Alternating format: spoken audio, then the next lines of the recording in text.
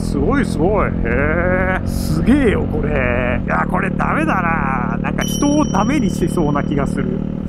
こんにちは、あごひげバイクチャンネルです。試乗動画です。レベル 250S エディション E クラッチですね。試乗していきたいと思います。もう説明不要の人気バイクですね。レベル250。聞くところによるとなんか7年連続で1位を取っていると。販売台数で。いうぐらいバリバリ売れてるバイクなんですが、そこに E クラッチを搭載したモデルが出てますと。いうことで、過去にレベル251回試乗動画を出してるんですが、今回は E クラッチを搭載したレベル210ということで、E クラッチに重点を置いて、レビューをしていきたいなと思います。レベル250乗ってみたいなとか、E クラッチついてるバイクってどうなのという方いると思うんで、そういった方の参考になればいいかなと思います。よろしければ最後までご覧ください。では行ってみましょう。はい、というわけで今日のラインナップこちらです。ドーンと。いつも通りなんですけど、冒頭でお話しした通り、E クラッチの使い勝手どうなのっていうので、一貫して、お話ししていこうかなと思います。まず、スペックこちらです。ドーンと。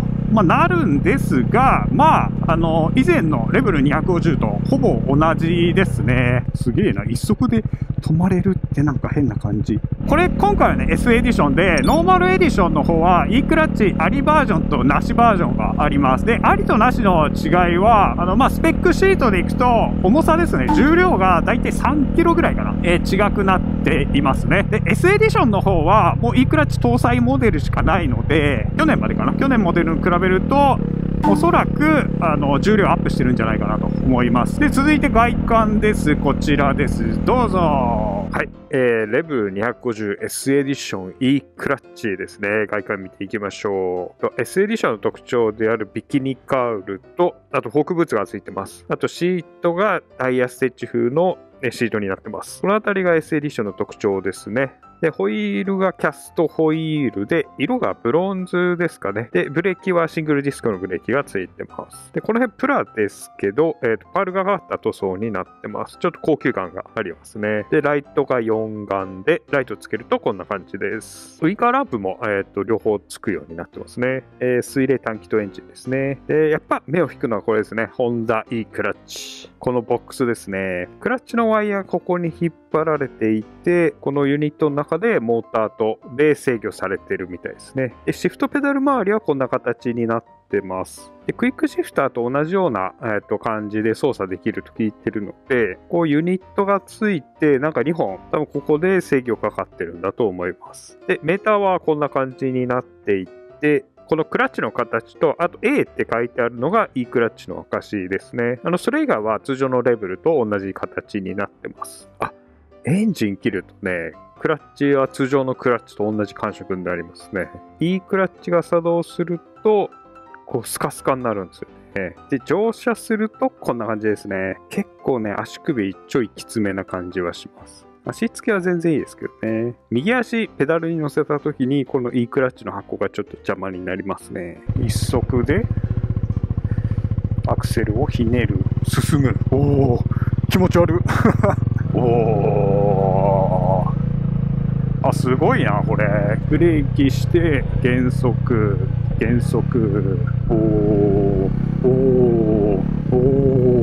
ほほほほほ。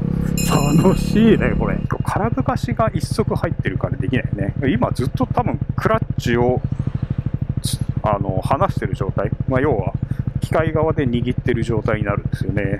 足付けなんですけどね、こいつね、E クラッチのユニットのせいでね、普通に立ってる分には全然足ベッタベタで問題ないんですけど、ペダルに足乗せますよというと、アイカットの靴の上あたりにこの E クラッチのね、ユニットが当たりますね。熱くなったりとかね、そういうのはないので、問題はないじゃないんだけど、いるな、みたいな感じあるよね。発進です。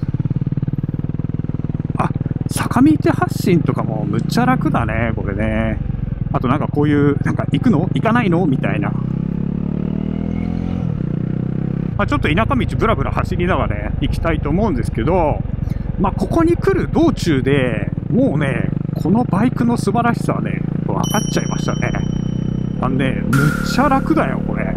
その普段普通のマニュアルのバイク乗ってる人からすると、この楽さがね、すごいよくわかる。あと、普通のレベル250に乗ったことある人、もうこのバイクの凄さはね、よくわかると思いますね。まあもうちょっと乗ってからその辺まとめてお話ししようかなと思いますが、まずね、そもそも E クラッチって何なんすかっていうところをちょっと話していこうかなと思いますが、一時停止もむっちゃ楽。E クラッチっていうのは、電子制御でね、クラッチ操作をしてくれるシステム、機構になっていて、クラッチレバーの操作なしで変速ができるというシステムになっております。なんだ、じゃあクイックシフターと一緒じゃんって思うかもしれないんですけど、クイックシフターと大きく違うのは、ちょっとね、似てる部分はあるんですけど、あれ停車時まではカバーしてくれないんですよね。クイックシフターってクラッチを制御しているわけではないので、機構自体が大きく異なるんです。で、こっちの E クラッチの方は、クラッチ繋がってる状態、離れてる状態、あと半クラの状態ですね。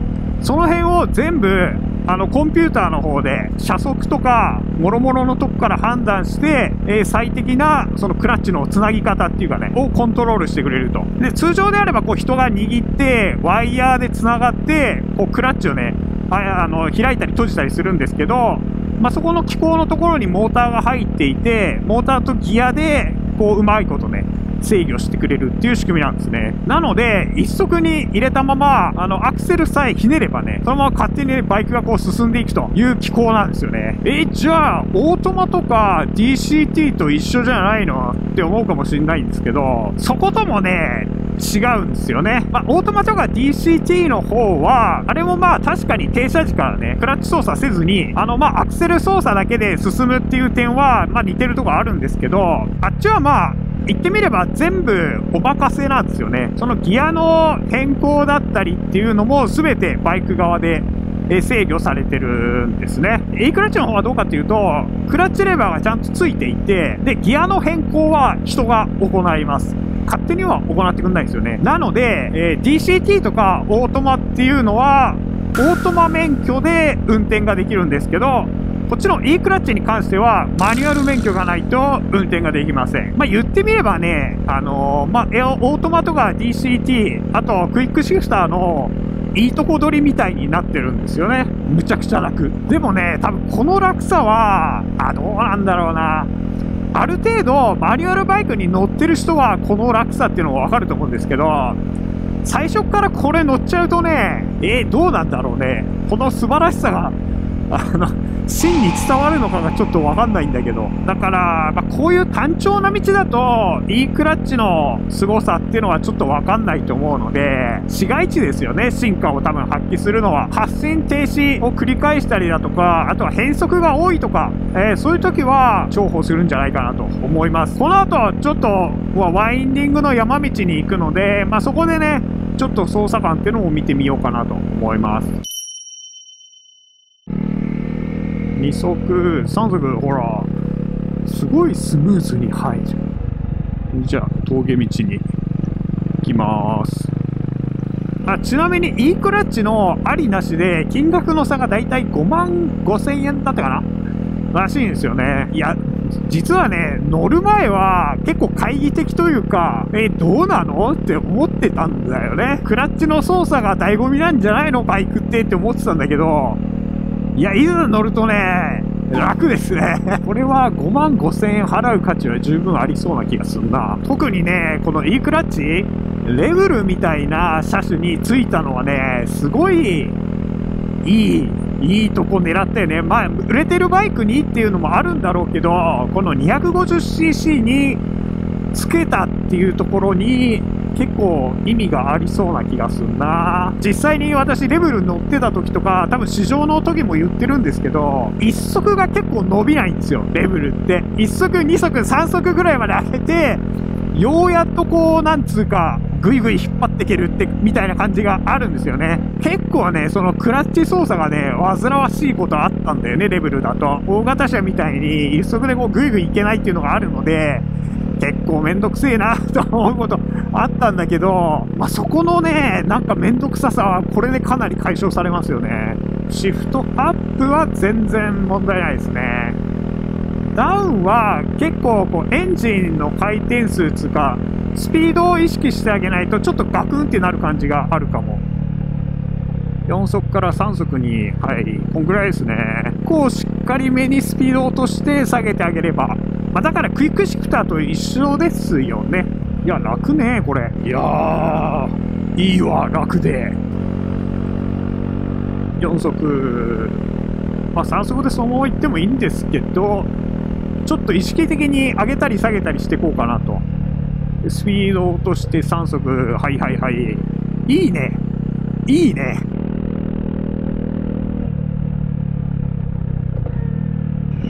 2速でも、なんか無駄にギアチェンジしたくなるな。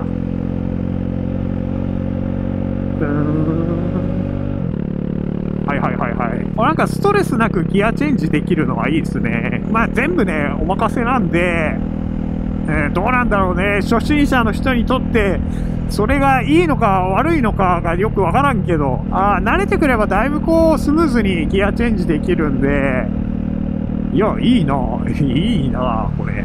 なんかリアのブレーキあんま効かねえのかな。では、市街地の方に行きたいと思います。Eクラッチの進化が発揮されるのではないかと思うんですけどね。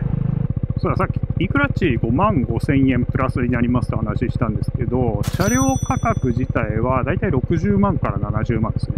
で、色はそれぞれ2色ずつ展開されていて、割とこう落ち着いた色の車両だったと思いますね。すごいこれ、低速運転がさ、超楽だよ。だってクラッチ操作しなくていいんだもんね。このアクセルとブレーキ。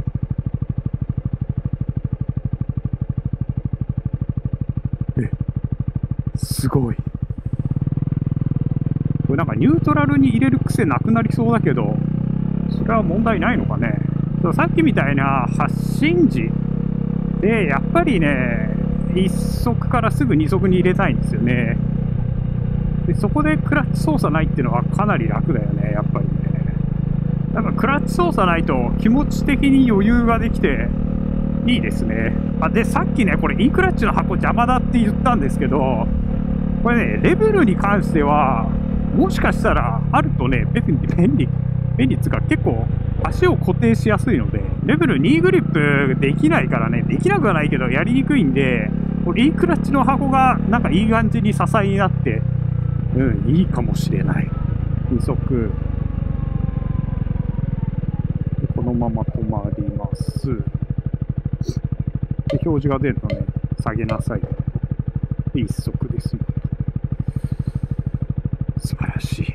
クラッチ操作がもう身についてる人は、運転中もね、他のことにこう気を配ったりできるんですけど、最初の頃ってなかなかね、操作に気取られ、交通状況に気を取られみたいなのが続くんで、初心者の人にこそいいのかもしれないな。最初この運転に慣れるっていう意味で。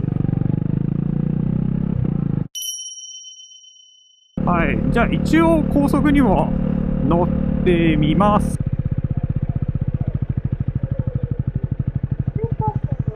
お取りくださいなんだけど、すいませんね、もたもたして。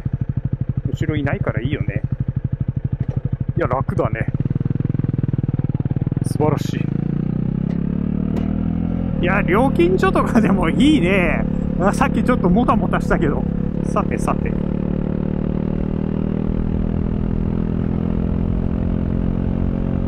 走りに関してはね、レベルなんで、なかなか振動きてますね。90キロ、今90キロか。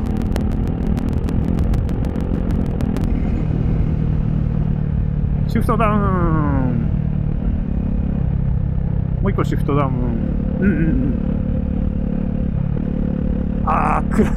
全然クラッチ使わないのめっちゃ楽だな。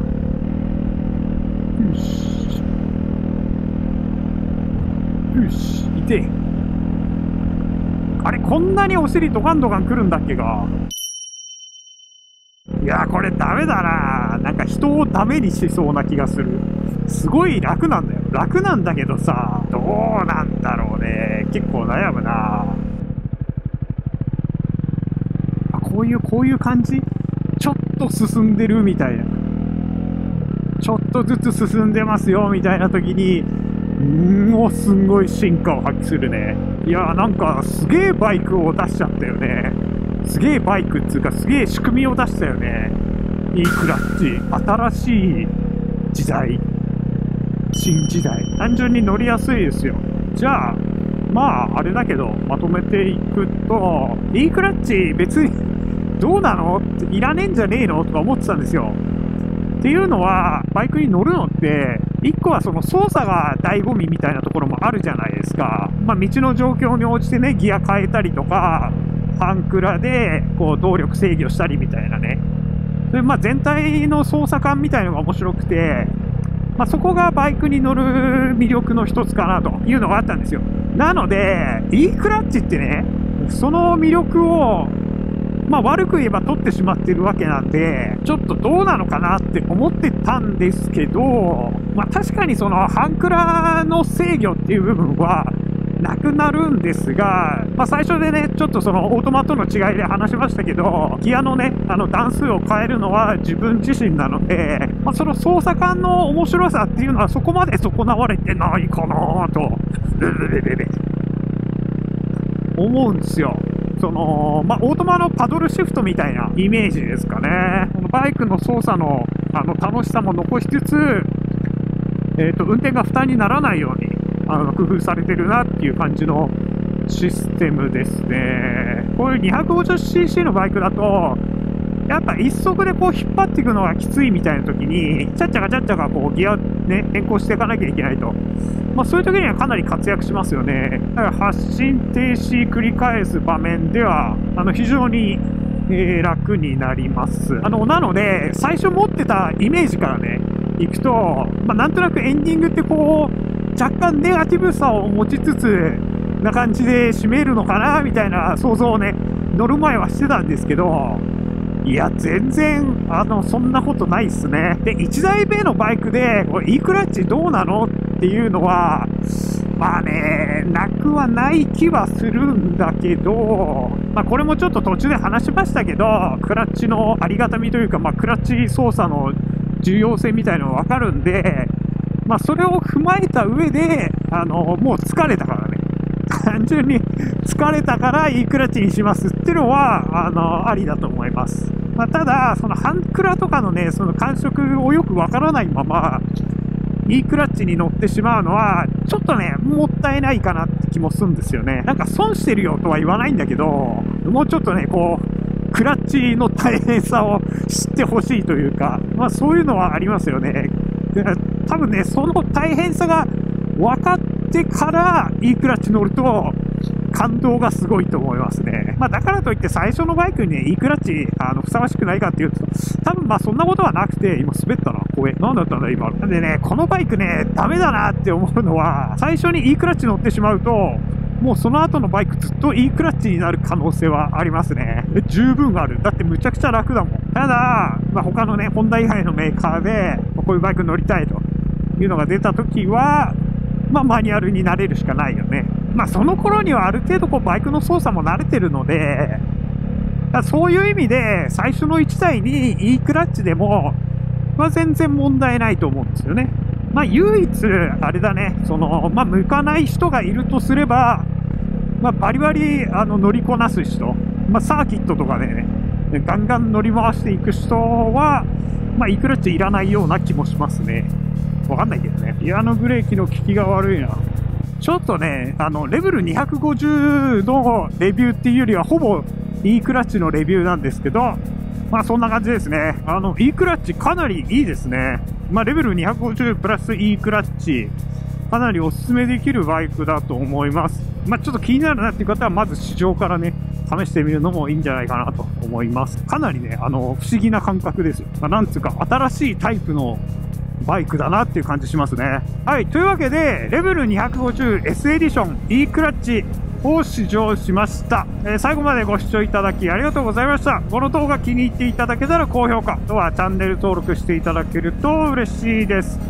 ではまた次回の動画でお会いしましょう。バイバーイ。